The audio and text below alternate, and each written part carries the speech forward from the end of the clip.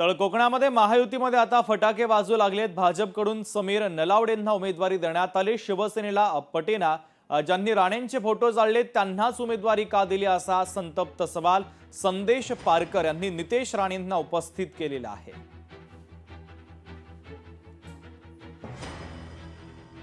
प्रत्येकामध्ये वैमनस्य निर्माण करणं, कटुता निर्माण करणं ही त्यांची सातत्याची भूमिका आहे आणि त्यांचं जर तुम्ही पाहिलं तर ते गुन्हेगारी प्रवृत्तीचे अशा पद्धतीचं ते त्या ठिकाणी उमेदवार आहे।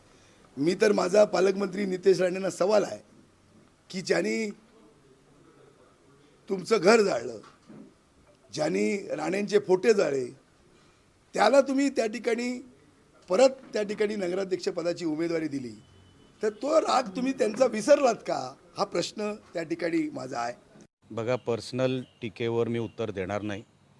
ही निवडणूक आहे, ही लोकांची निवडणूक आहे।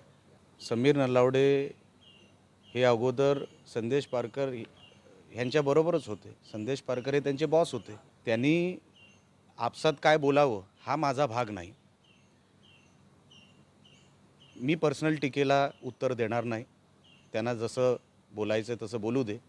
आम्ही निवडणुकीच्या रिझल्टमध्ये उत्तर देऊ आणि शहर विकास आघाडी ही कणकवलीमध्ये 100% जिंकून कशी येईल यासाठी आम्ही प्रयत्न करतोय।